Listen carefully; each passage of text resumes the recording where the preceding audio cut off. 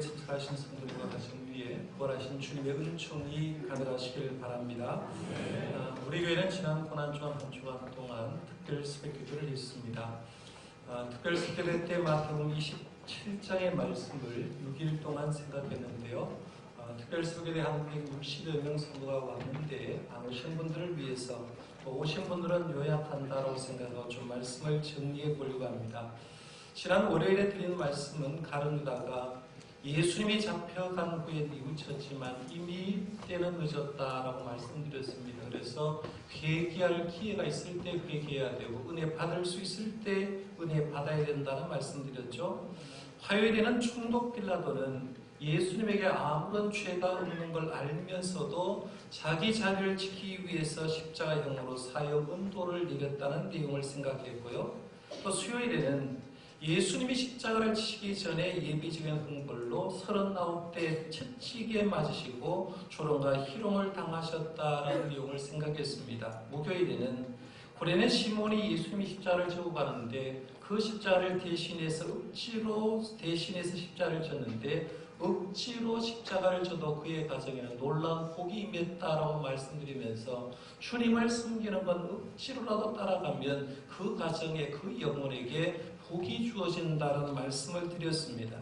그 다음에 금요일에는 예수님께서 십자가에 달려 고통하실 때 성부 하나님이 외면하시는 것 같고 침묵하시는 것 같지만 자세히 보면 절대로 하나님은 침묵하지 않으셨다라는 말씀을 드렸고요. 어제 새벽에는 예수님이 십자가에 돌아가시고 그 시신을 아리마대 부자 요셉이 장례를 치러줬고 예수님을 사랑했던 그 여인은 장례식이 다 치러지고 사람이 집으로 갔는데도 불구하고 무덤으로 향하여 앉아 있었다라는 얘기를 하고 어제 새벽에 말씀을 마감했습니다.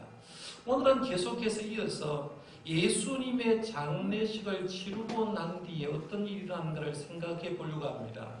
예수님의 장례식이 성금요일 저녁에 치러졌는데 성금요일은 아무런 일도 일어나지 않았습니다.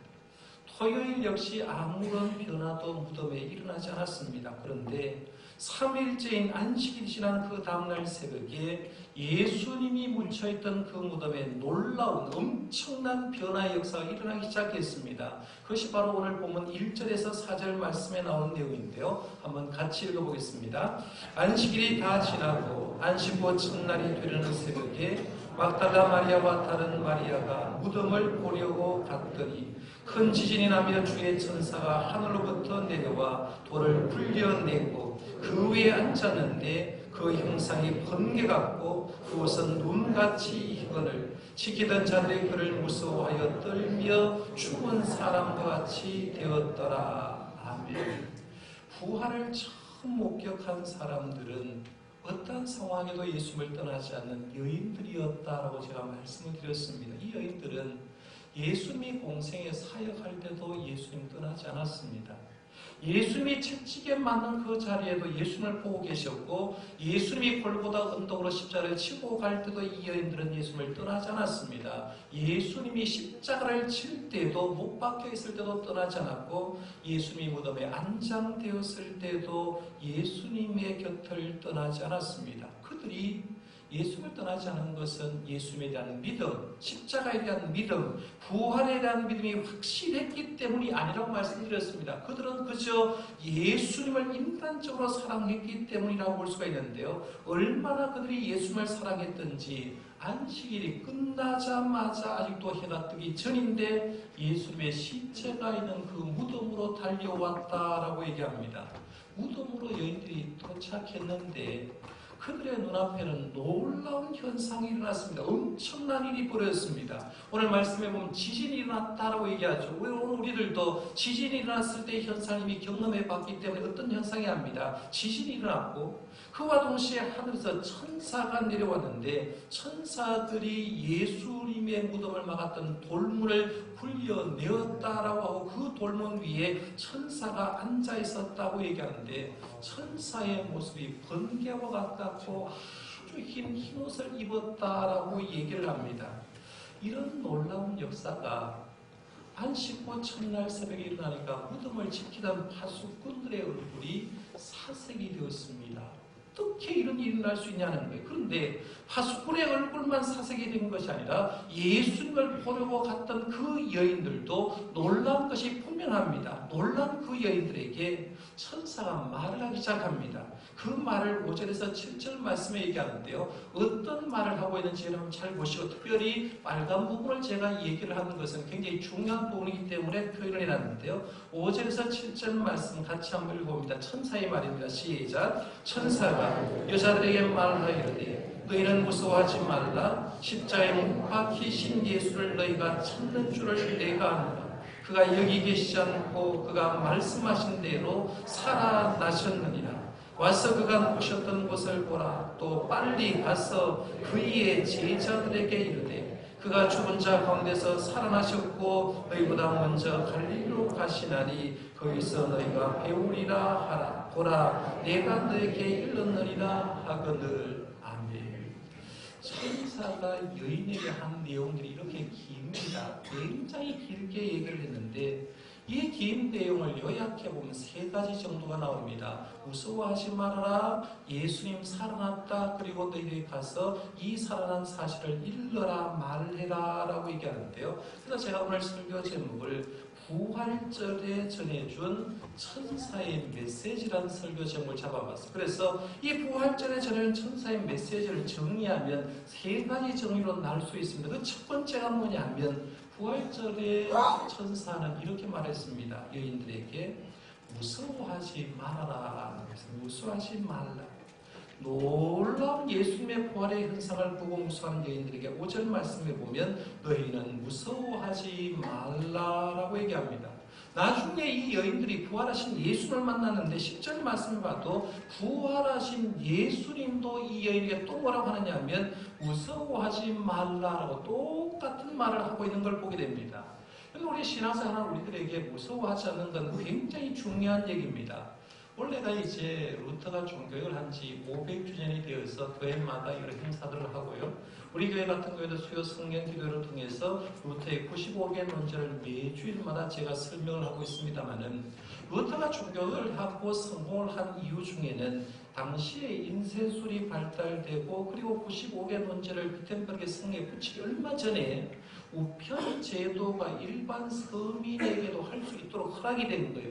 지금 우리는 편지를 쓰면 누구나 다 우편 제도를 통해서 전 세계로 보낼 수 있지만 당시에는 그렇지 않았는데 95개 논제를 붙이기 얼마 전에 일반 서민들도 그 편지를 붙일 수 있도록 허락했기 때문에 95개 논제를 순식간에 독일 안에 그리고 유럽 안에 퍼졌던 걸 보게 됩니다. 그러니까 이 루터의 종교를 본 사람들은 이거는 하나님의 역사다라고 얘기합니다. 하나님이 배후에 역사했기 때문에 그렇게 순식간에 유럽 전역에 펴졌다라고 얘기하는데 이렇게 하나님의 놀라운 역사도 있지만 반대로 그래도 루터가 종교를 할 때 굉장히 힘들고 어려울 때가 있었다는 거죠. 여러분 개혁은요 쉬운 개혁이 없어요. 여러분이 가진 신앙의 습관 하나 바꾸려고 해도요 뼈를 깎는 아픔이 있어야 바꿉니다. 아니면요 절대로 바꿀 수 없는 걸 보는데 이 루터가 당시 교회가 개혁되는 것을 가지고 했을 때 얼마나 많은 반대 세력이 힘들겠습니까? 그래서 어렵고 힘들어서 한 번은 루터가 개혁이 너무 힘들어서 마음이 좌절하게 됐습니다.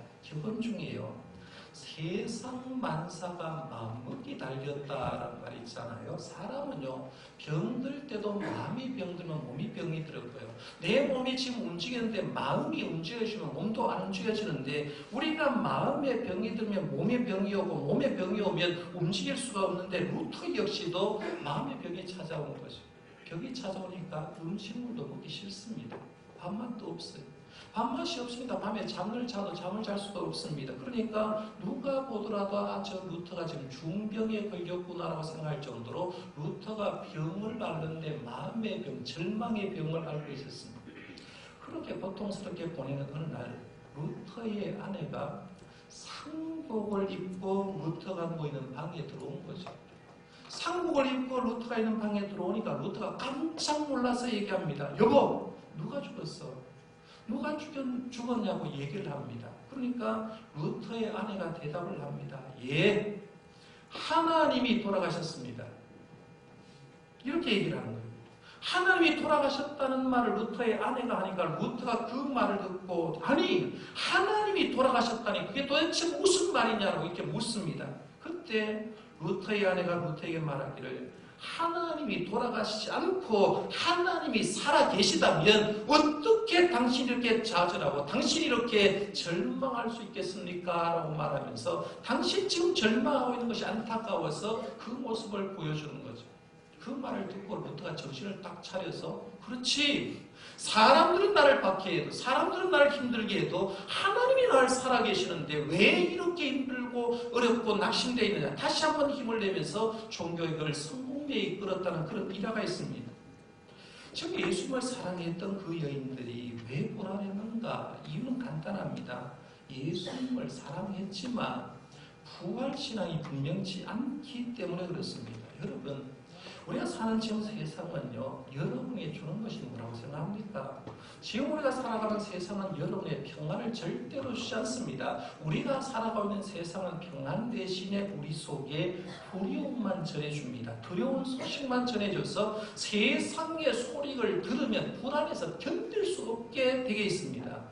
요즘 이런 방송 매체를 통해서 뉴스 딱 틀어보세요. 8시 뉴스, 9시 뉴스 딱 틀면 첫 번째 하는 말이 뭐냐면 4월 위기설 얘기합니다. 미국이 북한을 공격하는 것 같고 북한은 미국을 향하여 뭔가 쏘을 걷고 전면전이 일어날 것 같다라고 얘기를 하는데요. 일본과 같은 나라는 그걸 이용해가지고 오히려 한국에 있는 일본 사람들 철수하든지 어떤 전쟁이 일어났을 때 이런 시나리오를 통해서 탈출하라고 매뉴얼을 만들 정도니까요. 그걸 들으면 4월 달에 전쟁이 일어나는 것 아닌가라고 두렵다는 거예요. 지진 얘기는 잘 듣지 않습니까? 어제만 해도 제가 경주에 갔다 왔는데요. 어제 하루 동안 경주에서 2번의 지진이 나고 포항에 3번 지진이 났습니다. 지진이 일어나면 이런 문자로 통해서 진동이 되고 지진이 일어났습니다. 3.0입니다 라고 알려주는 걸 보는데요. 지진 딱 느끼면서 또 지진이네. 어떻게 살까 하고 걱정될 겁니다.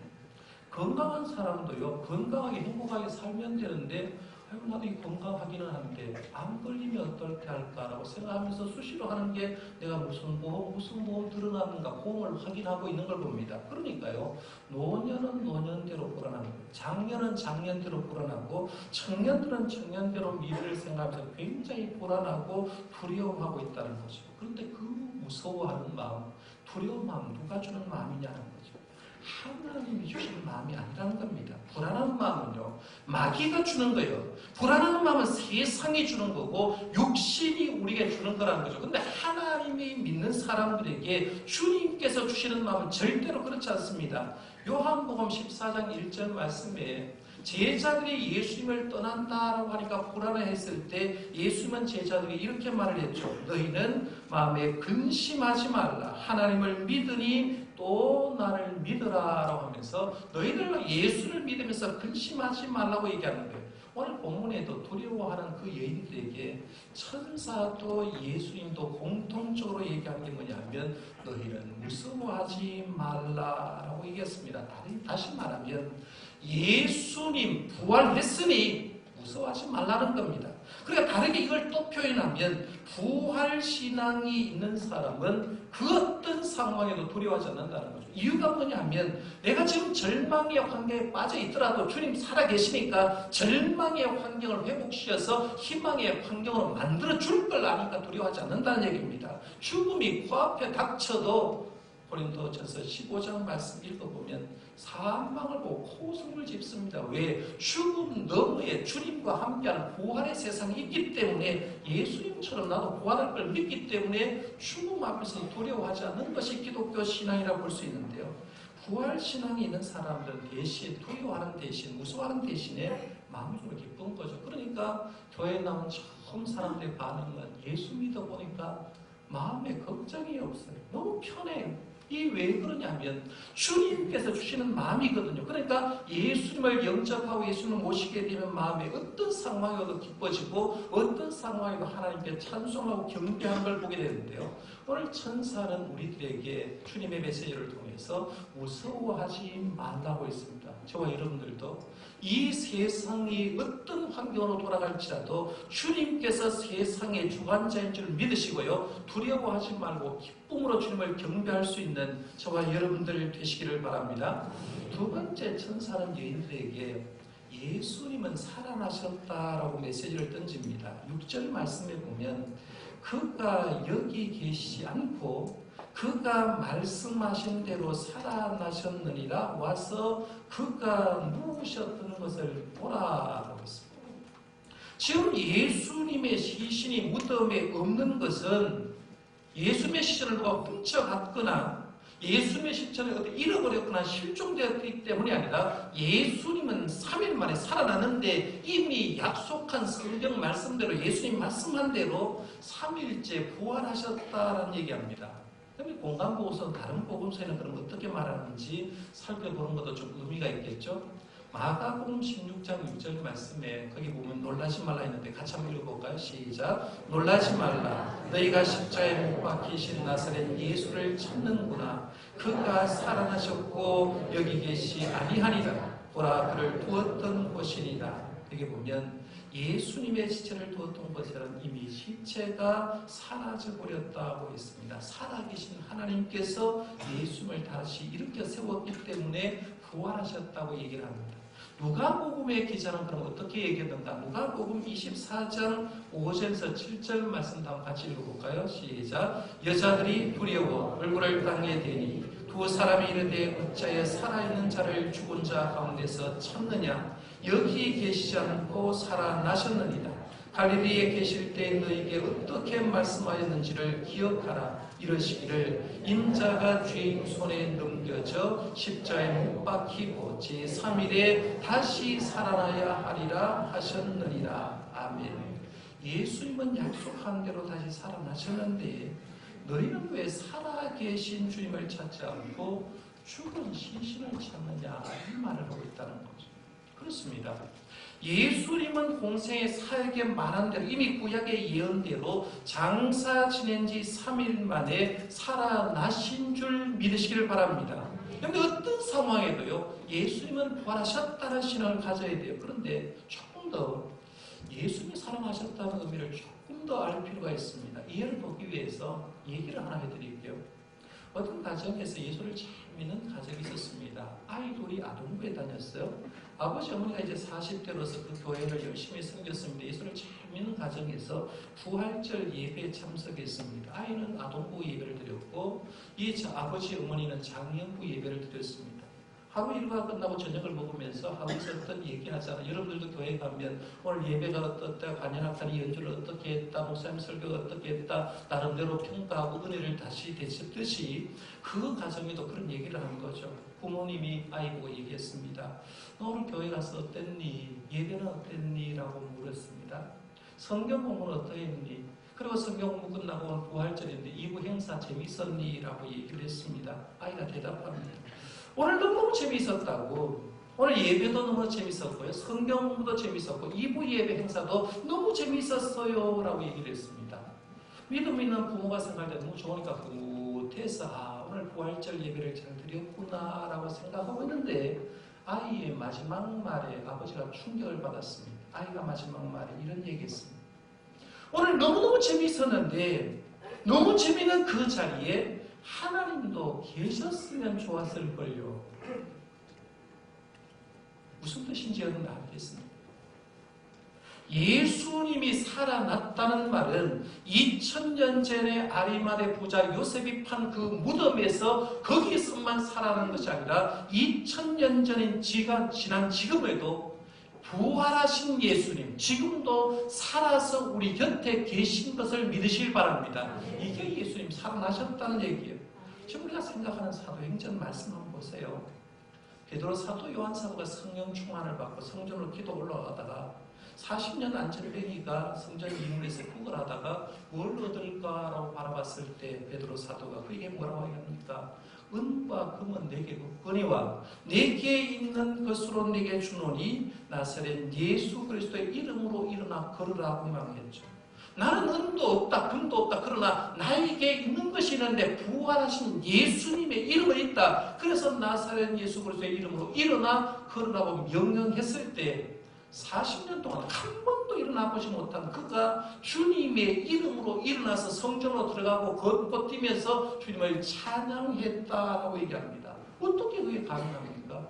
가능한 이유는 예수님이 살아나셨기 때문에 그렇고 살아나신 예수님이 그를 고쳤기 때문에 가능한 줄 믿으시길 바랍니다. 그러면 우리가 예수님 살아나셨다라고 얘기했을 때 중요한 건 예수님이 어디 계시냐, 2000년 전에 부활하신 예수님이 지금 어디 계시냐 하는 겁니다. 중요한 건 거기에서 부활하신 주님이 지금 여러분 안에, 여러분의 마음속에 우리가 얘기하는 이 공간 속에 함께 살아계심을 믿으시길 바랍니다. 그러니까요, 성도님은 즐거워할 때도 주님이 내 곁에 계시다라고 믿는 거예요.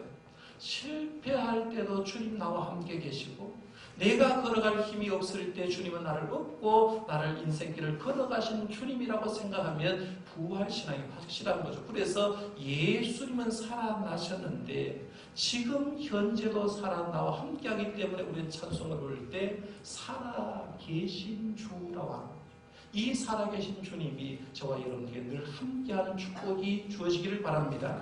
그 다음에 오늘 말씀에 보면 세 번째로 천사가 여인들에게 세 번째 메시지를 던지는데요. 7절 말씀이죠. 같이 한번 읽어볼까요? 7절입니다. 시작. 또 빨리 가서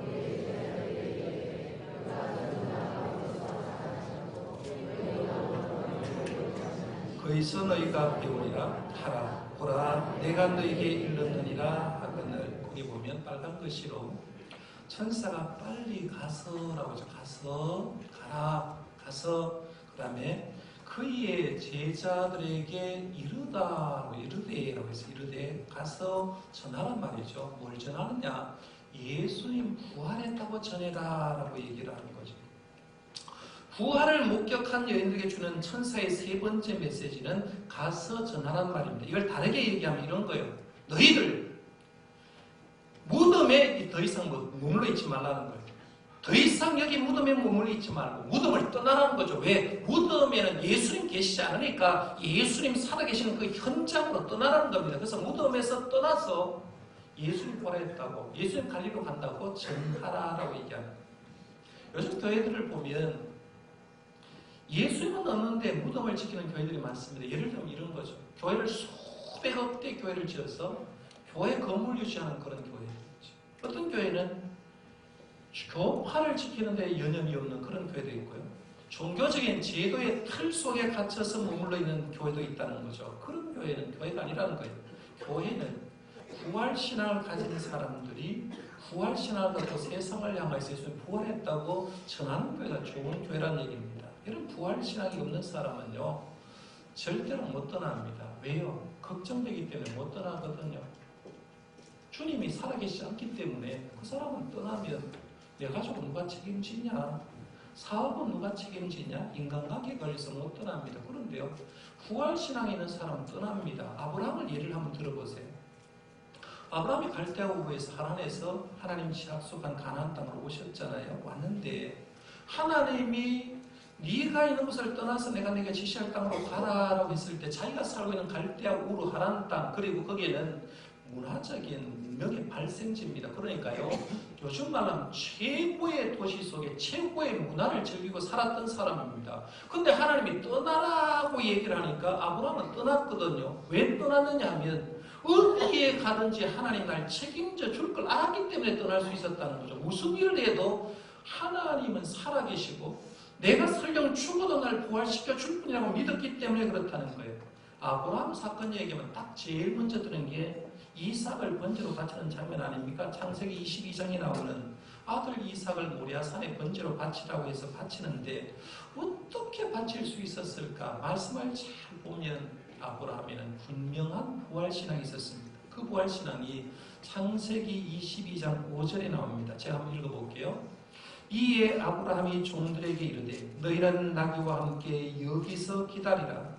내가 아이와 함께 저기 가서 예배하고 우리가 너희에게로 돌아오리라 해서 여기 보면 아브라함이 3일 길을 종들과 함께 오거든요. 그리고 마지막에 이제 모리아산 밑에 와가지고는 종들에게 뭐라고 하느냐면 내가 아들 이삭과 함께 저 모리아산 꼭대기 가서 제사를 드리고 온다라고 하는데 제사를 왜 드리냐면 아들 이삭을 잡아서 번제로 드리라고 했기 때문에 이삭을 번제로 드리려고 제사를 하고 갑니다. 그러면 이렇게 얘기해야 되죠. 내가 저 모리아산에 번제로 우리 같이 갔다가 혼자 올 거마라고 해야 됩니다. 그런데 성경 말씀에 보니까 이렇게 얘기합니다. 내가 아이와 함께 저기 가서 예배하고 그 다음 말입니다. 우리가 너희에게로 돌아오리라 했어요. 둘이 함께 가서 제사를 하고 번제로 아들 이삭을 드리는데 이 아브라함은 뭐라고 얘기하느냐, 올 때도 우리가 같이 두 사람이 온다는 거죠. 이유는 뭐냐면 이런 거예요. 내가 이삭을 번제로 드려도 하나님은 이 이삭을 살려줄 걸 믿는 거예요. 그것을 믿었기 때문에 가능한 거예요. 이걸 히브리서 기자는 이렇게 설명하기 시작합니다. 히브리서 11장 19절에 보면 그가 하나님의 능히 이삭을 죽은 자 가운데서 다시 살리실 줄로 생각한지라. 정확하게 얘기하죠. 이 히브리서 기자는 아브라함은 아들 이삭을 죽은 자 가운데 하나님 살려줄 걸 믿었기 때문에 그것을 생각했기 때문에 가능하다. 그를 죽은 자 가운데서 도로 받은 것이라. 이미 이삭은 번제로 드렸는데 하나님께서 축복의 선물로 도로 받았다라고 얘기합니다. 부활신앙은요, 분명해야 됩니다. 부활신앙이 분명해야 순종할 수 있습니다. 무슨 말이냐면 하나님이 가라 하면 갈 수 있는 것, 하나님이 헌신하라고 하면 헌신할 수 있는 게 뭐냐면 하나님께서 살아계시고 내 삶을 책임져 줄 수 있기 때문에 그걸 믿는 사람은 가라고 하면 가는 겁니다. 드리라고 하면 드리는 거죠. 걱정 없어요. 왜? 내 인생길을 하나님 책임져 주는데 뭘 걱정하냐는 거예요. 그래서 젊은 청년들이 선교하러 가는 거 아닙니까? 교인들이 헌금을 하는 거 아닙니까? 내 전 재산을 드리는데 그 뒤에도 하나님 다 책임져 줄 걸 믿으니까 부활신앙이 있으니까 갈 수 있는 거예요. 오늘 보면 여인들도 보세요.